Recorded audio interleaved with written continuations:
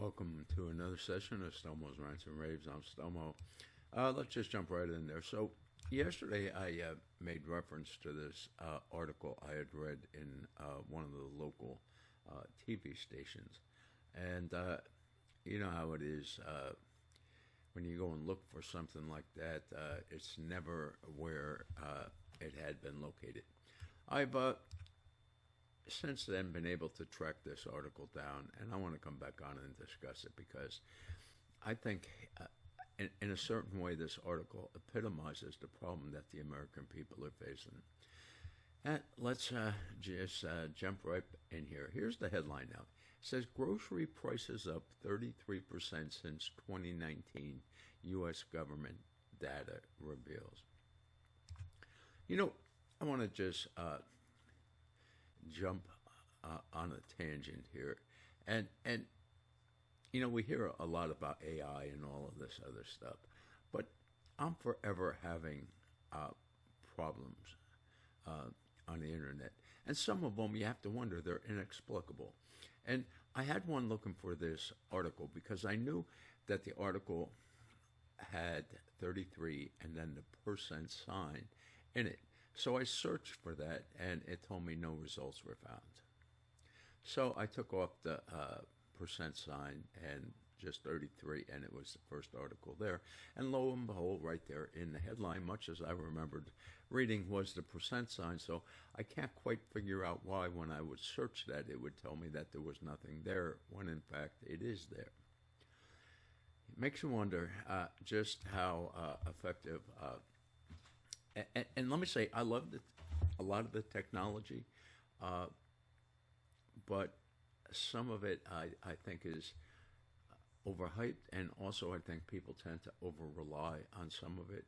I have no clue what would happen if something were to happen to shut down all this social media stuff, because people would be completely lost in the world. But anyway, let's get back to this article. I want to read a couple paragraphs here. It said, in recent years, Matt James has seen his grocery bill climb higher with seemingly every trip to the store.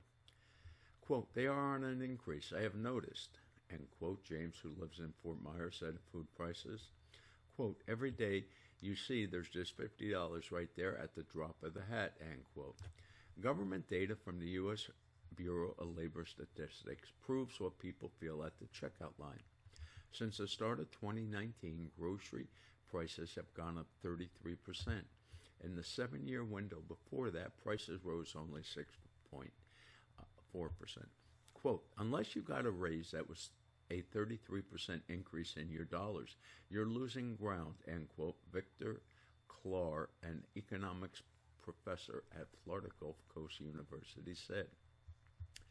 Clark explained that many factors have led to the massive rise in costs. The pandemic and supply shortages, weather events, import tariffs, and most recently, the war in the Middle East. Okay, so and here, let me, one more. It said, quote, people used to spend in a month at the grocery store, national average before the pandemic, about $380. Now it's at least $500, Clark said. And some food costs are way up. Well, he's right. I can't tell you how many items that I routinely purchase that have gone up more than 100%. And this 33% number is I believe, a fictitious number. I don't think it's anywhere near the actual. I think if you certainly prices from my shopping experiences are certainly up in that time frame over 50%. And it's probably even another 10, probably 60, 65% is probably where some of this stuff is at right now. And don't expect prices to come down anytime soon is the problem. Now, the BLS is notorious for releasing inaccurate numbers that are then revised and in subsequent months. Now, I don't know how exactly how many revisions, if any, are done to the inflation, but and I think this is and one of the reasons I keep coming back to this is such an important issue. I think this Clark kind of was hitting the nail on the head when when he said, unless you got a 33% in dollars income, you're losing ground. And people have been losing ground each and every month since that time, and they're going to continue to lose ground.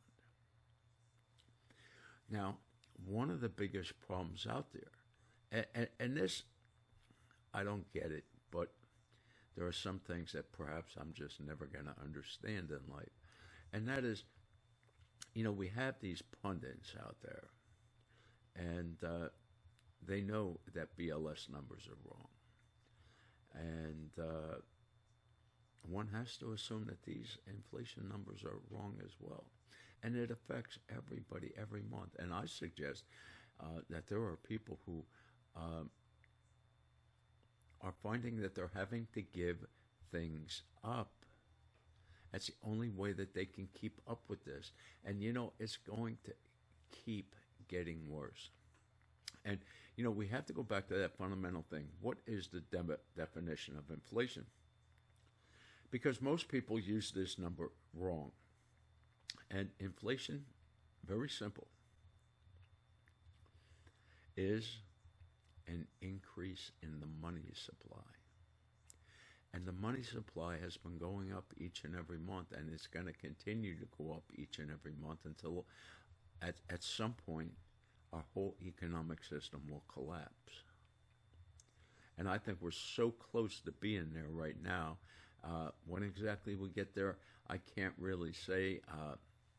I don't think anybody can say. I don't care how well-versed you are in this stuff, but it's so intricate, and there are so many tentacles that are all interwoven amongst themselves, and so it makes it hard to grasp how this will fully play out, other than there will be a collapse. And with a collapse, all those things that Americans take for granted will be gone. And now there are a lot of people out there that are, giving Americans a warning. You need to prepare for this. You need to have some food set aside.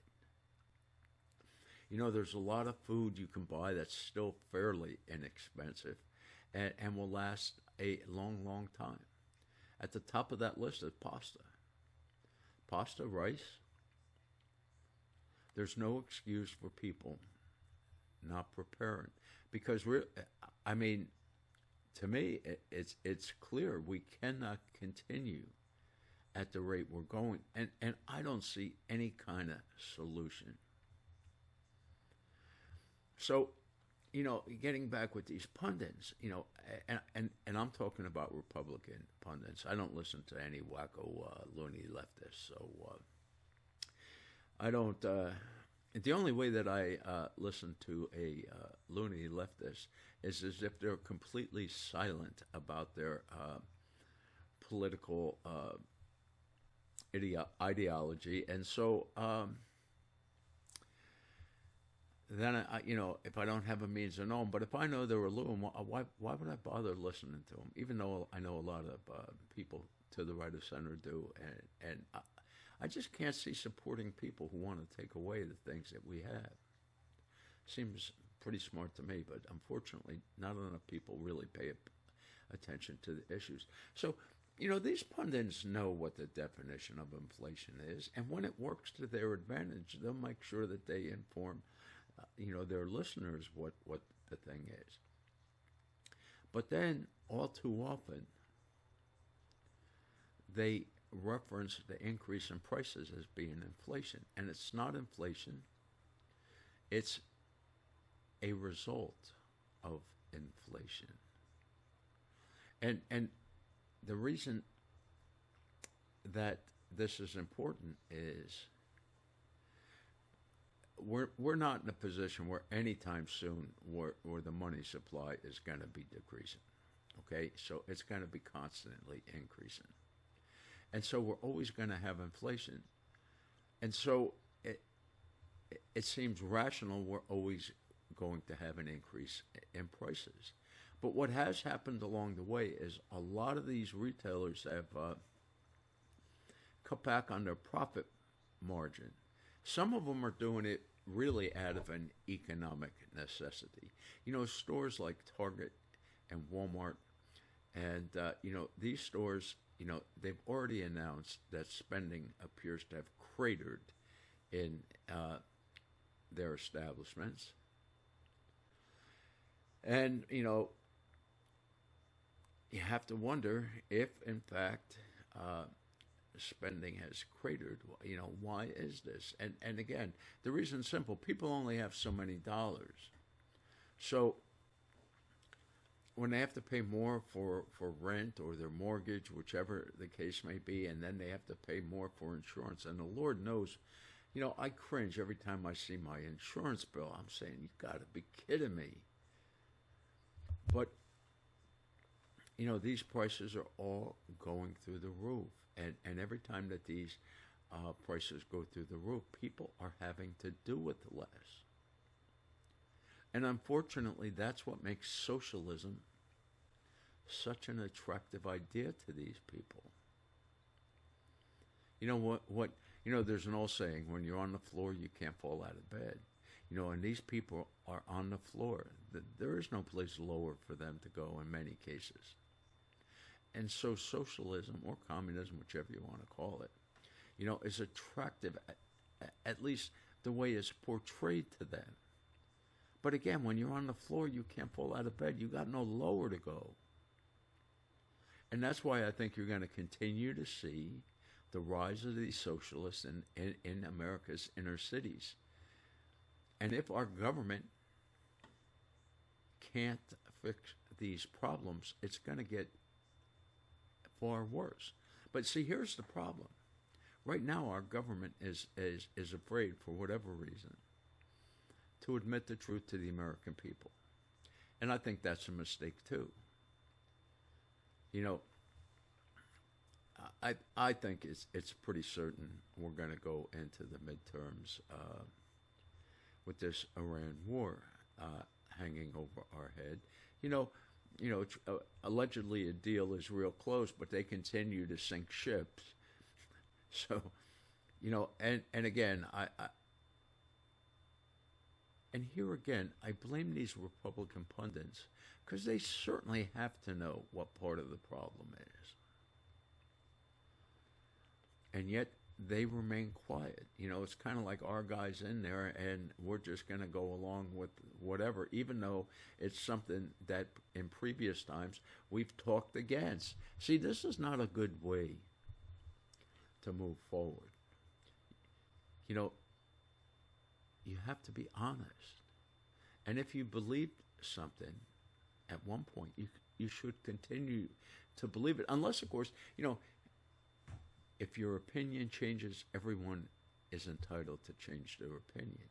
But here, the people, I don't think they've really changed any of their opinions. They just decided to go quiet on these subjects. And it's bad because I really don't think that people understand the threat that our government is under right now. And it all has to do with our spending that they can't get under control. And I'm sorry, I just have a hard time believing. We have all of these representatives and senators that we put in office. And most of them are all given committee assignments. And they have oversight over whatever department their committee has jurisdiction over. And so I have to say, how was it that none of these people knew of we're not talking just a tiny amount of corruption. We're talking billions and billions and billions of dollars of corruption. I've heard one person saying that they think in Medicare it could well be over $1 trillion of stolen funds. Again, the country cannot survive with this kind of financial, we'll say, non-feasance. It just, I just, I'm saddened because I do believe that the younger generations are not going to be able to prosper and have a good middle class life in their future. And the reason is because we've straddled them with so much debt. And even if, and I'm not even going to suggest that they're going to be in a position where they could pay down all of this debt. They're going to have to keep rolling it over and refinancing the interest that they pay until eventually, whether or not we're at the tipping point now, I'm not sure. I think the country that is leading the way with the problems is Japan. And the Japanese yen has been losing a substantial amount of its value, and their interest costs have been increasing. And I believe what they're finding is there comes a certain point in time when you borrow money, when the ones lending the money say, you know what, I'm not so sure that this entity can pay me back. And so when that happens, they want higher interest. And that's what the Japanese government is facing. And so we're now faced with the prospect, and what we started doing the other day is we're propping up the yen. We're selling euros that we own, and we're buying yen. And now, I can't read these people's minds, so I can't say exactly why they're doing this. But I would suggest very strongly that one of the primary reasons they're doing it is to save our financial system. And, but even we're having problems. So, we're now pumping all sorts of dollars into the yen, buying the yen, hoping to prop it up. And I think these measures will work, but only temporarily. Once the effect of them wears off, then you're going to have the increase again start, and only it'll be a little bit faster now, because none of these actions that they're taking are really any kind of solution. And it's just going to create more of a problem. And from what I gathered last night, and apparently this is still all being debated how it's all going to play out, but apparently we're going to have a facility that's going to be dedicated to buying Japanese yen, because we have to keep their current stabilized, because if we don't do it, then Japan is going to do it. And it's feared that the only way that the Japanese can do it is to start selling their massive holdings of U.S. Treasuries. And it would take a sick market, because that's what the market right now in Treasuries is, sick, which is why the 10-year has been going up here. In the last couple of weeks, there's only been 2 days when the 10-year has gone down. All the other days, it's gone up, and it's gone up far more in those days than on the days that it went down. And I contend again that this is a lot of supply and demand. There's only so much money out there, and our government, along with all the other governments out there, are requiring an ever-increasing amount of these funds, which then hurts. It actually hurts the regular economy. And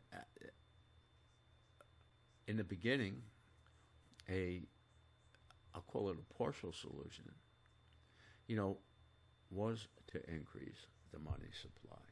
But again, these are only band-aids on a festering problem. It's an infection that has sepsis already, and who knows how bad it's going to get. I mean, I fear it's going to get really bad because I say to myself, what is the solution? And I don't see a viable solution. They can start raising taxes through the roof, and people are not going to go for that. And so, unfortunately, I think the problem is the voters will never support any of the actions that perhaps maybe fix the problem. But I don't think the problem is fixable at this point in time. I think at the best case scenario is they can put a Band-Aid on and hope for a little more time. But we're really, we've been kicking this can down the road for far too long, and it's catching up to us. And I know I listen to all of these politicians who are apoplectic because of the rise of socialism in this country. Well, it's because you've made capitalism unattractive is what's happened, because you insist on spending not just more money than we have, but so much more money than what we have. And you just can't do that for any major length of time, and yet everyone keeps saying what's happening out there is unsustainable, including the elected officials who are there and are tasked with trying to come up with a solution to these problems. But they all stand mute, and the reason they do so is they know we're in such a bad position right now that if they were really honest with the American voters about what had to happen to try to prevent the problems that I think we're going to be facing here very, very shortly, the public would be outraged. But, it is the public's fault because they're really, unfortunately, too many voters, they don't pay attention to the issues. A lot of people may not vote, and those that vote, they just don't follow the issues. And so they go and vote for someone because maybe it's, their family has belonged to that party for generations, or maybe they like the sound of the name of a candidate. In some cases, maybe they know a candidate. But anyway, so we've got all this headwind coming at us, and it's just really, it's very pessimistic. I mean, I just, I say to myself, I'm fortunate that I was able to live the majority of my life during better times. But young people today, all they know is what we're leaving them. And too many people, especially people who are to the right of center, are coming out and condemning these younger generations because of their opinions and stuff. But, some of these young people have some valid points. What we're leaving them is such a horrible, horrible position. Think about it. What we're saying is we don't have enough money to live the way we want to live. So we're just going to borrow it and make our children and grandchildren pay that money back.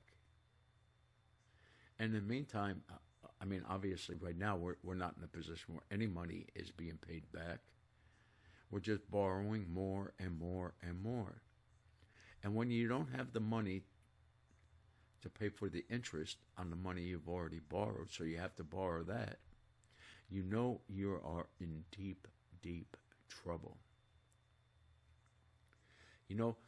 This country just celebrated 250 years. And in those 250 years, we managed to borrow approximately $40 trillion that we don't have. That is an astronomical sum of money. But we know it's going up by at least a trillion, and I believe we'll see how this year ends up panning out. I think it's going to be around $1.5 trillion is what we'll be paying in interest, uh, and again, it's unsustainable. And again, and I'm repeating myself here, but people have to try to understand what's going on here. Back in the Biden years, Janet Yellen, who was the Treasury Secretary, she realized that they were having a hard time selling long-term American debt. These are 20 and 30-year bonds, treasuries, and everybody realized that the reason that they were having this problem is the lenders were unwilling to accept what they considered to be a paltry interest on their money for such a long term, especially when they view inflation. In some cases, people would actually be losing money by locking it up with the U.S. government for 30 years. And so what Yellen then had to do, and she started doing profusely, was when all this long-term debt would come due, she would resell short-term debt. And that worked in the beginning, but the more that this happened and the more short-term debt that has to be rolled over each and every month is so high that they're having problems finding buyers. And I know Donald Trump, he wants interest rates to go down. And maybe they'll get them down, but I just, when I was young, we used to hear a lot more frequently than we do now about the bond vigilantes. And they had a lot more power back then than they do now. And the reason is we played a game with the money. We changed basically the rules. It was about, I'm going to say 40 years ago, when I took a course to get licensed in the state of Florida to be a real estate salesperson. And one of the things that they taught us when they were teaching us about Fannie Mae and Freddie Mac, and these are entities that were created to work on the secondary mortgage market. And what we were told, though, is that as the government has to borrow more and more money, there's less available for the public, and that will result in a rise in interest rates. Well, this is something that, our illustrious politicians realized, and they knew it was problematic. So they said, well, we got to figure a way around this, and that's what they did. And these are Band-Aids. That's all they are. They're a temporary solution to a permanent problem. And these Band-Aids are starting to fray right now and stretch and everything. And it's going to be a problem. And I don't know how this is all going to play out. I really don't. Now, let me say, there are some positive signs that I'm seeing today. Oil is down another 76 cents a barrel, so it's now at $75 a barrel. It's still highly elevated as to where it was before Trump started this war. And from what I read, we're only a matter of a short time from having another peace agreement. But, the Trump administration has pointed out that these people are liars and cheats. They never follow through with what they say. So I'm not sure why we're doing this the way we are. And what I mean by that is the only way we're going to get fuel back down to where it was before the war started is to end the war with the defeat of the IRGC. And there are so many positive things that would come about because of that.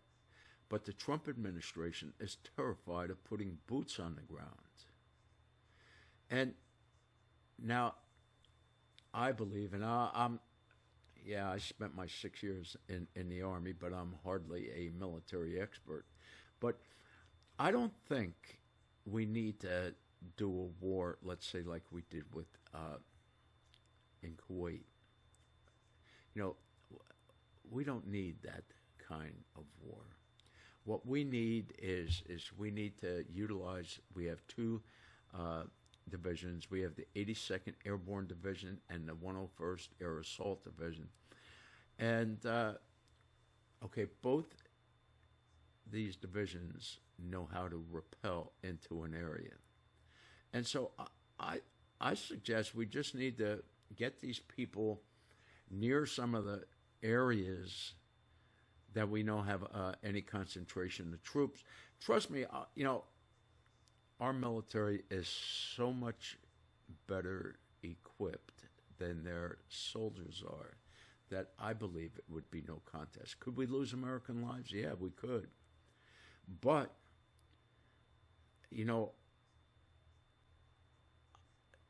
I'm old, so, I lived through those, 444 days, I think, that Iran held the American hostages. And I believed ever since that time, that was an act of war. No matter how you cut it, it was an act of war. But, we had chicken presidents. And that's bad because it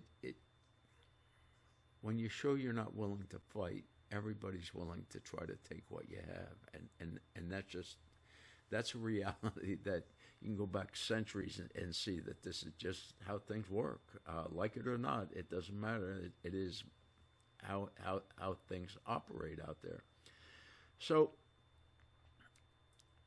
anyway, it's frustrating. And I've already been babbling here. I'm noticing now for over a half hour. So, I've got to cut this out. But I don't know where the Iran war is going. But we've acknowledged their cheats, and Trump wants to get out of this. But unfortunately, the only way you're really going to get out of it is to finish it, and finish it with the IRGC defeat. Anything less than that.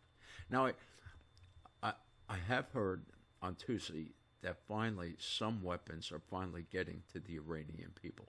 What has taken so long to do this is, again, I can't comprehend.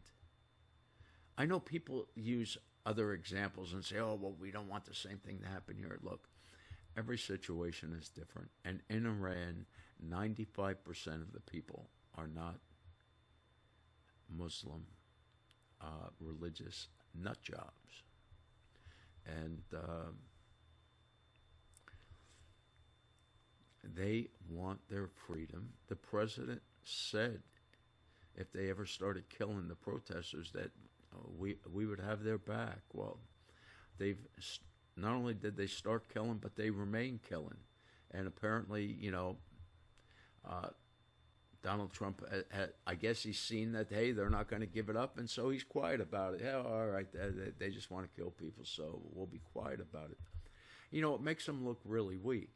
And Donald Trump, he talked about how Putin would have never gone into Ukraine if he was president.